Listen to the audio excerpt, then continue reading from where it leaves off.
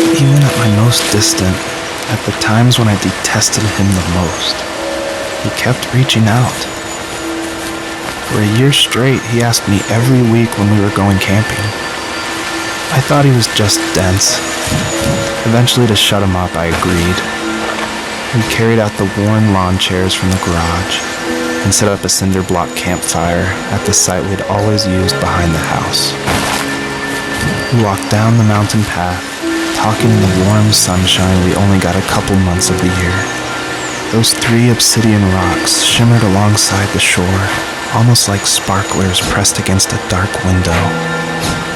I'll never forget that wet stone on my feet, or how those massive mountains looked even bigger in the lake's reflection. I felt small, but grateful. As the sun set, my dad found something I hadn't seen for a long time. The tree where I'd made my first carving when I was 6. I hadn't even carved it. My dad had helped me, but I still called it my tree. Something about seeing my name there made me open up, and we talked about everything that night in that old camouflage tent. I told him how much I loved sketching and design, and how it would be a dream to study architecture in Seattle. I told him how I didn't get along with my friends much anymore, but that I didn't mind being alone. He told me he was there for me, and he joked that if all he had to do was write my name on a tree to finally get me to talk, he would have left me carved logs with novels on them in front of my room every morning. I don't know why it took me that long to realize it, but it was then I knew how much he had sacrificed for me.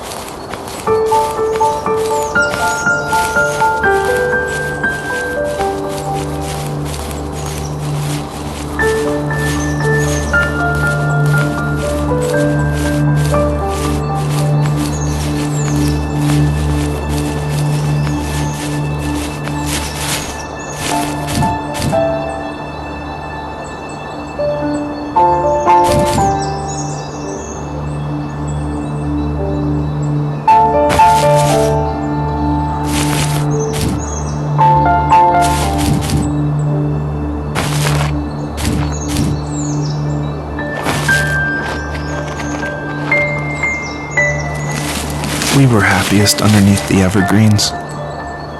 We decided it was time to finally map out the hundreds of acres we lived on just to pass the time during the summer. He was only free in the evenings, so I would spend the day wasting time on dial-up internet and sketching, and then we would rush into the woods, pen and map in hand, before evening fell. Sometimes, the aurora borealis would cast a cold green glow on the mountainside, and we would finish our route underneath a twilight sky. Sometimes I was lonely during those summer days, but there was comfort in the routine. A lot of teenagers aren't looking for the daily grind, though. There's nothing wrong with wanting to get out, to leave your childhood home. You wanted to progress, to make something of yourself. Yeah, you're right. That house. I'm sure it's the same as how I left it. Then why does it feel so different? I doubt you're the only adult to have looked back and asked that question.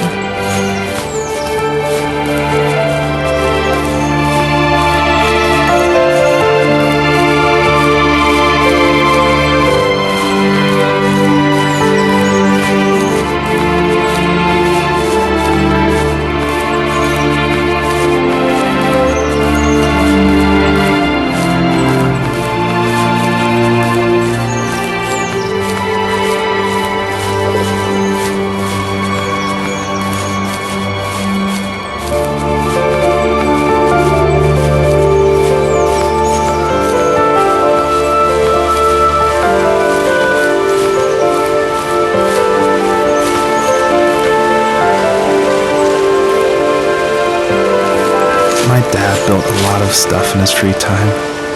If he wasn't watching fly fishing or reading Tom Clancy novels, he was carving something. He made tons of birdhouses.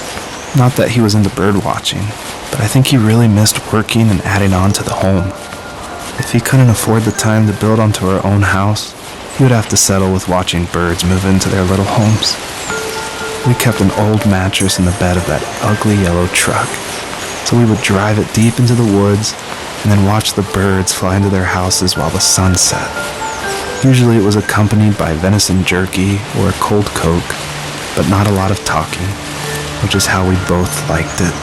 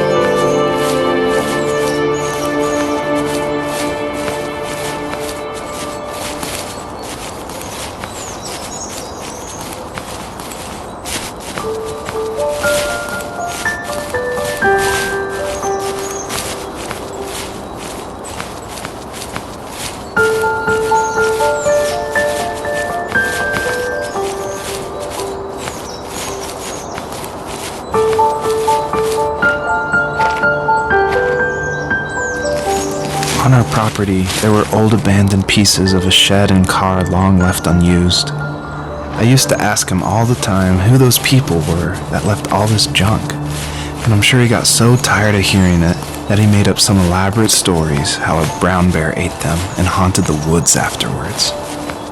What's funny is I think it made those people seem more real. Growing up thinking they were still hanging out like they couldn't say goodbye. I used to tell my friends how I could swear I saw spirits move near the water, and that always freaked them out.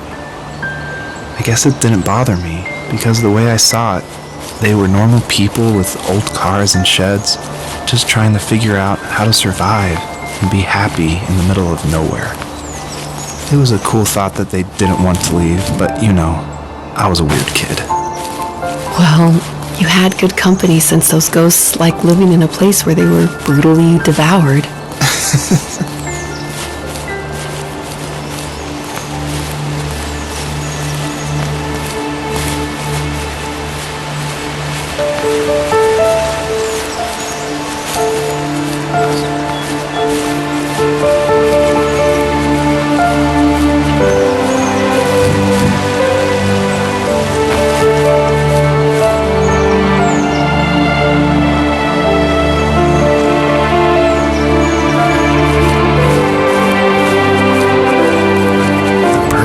Stood nearby, unfazed, like nothing was wrong.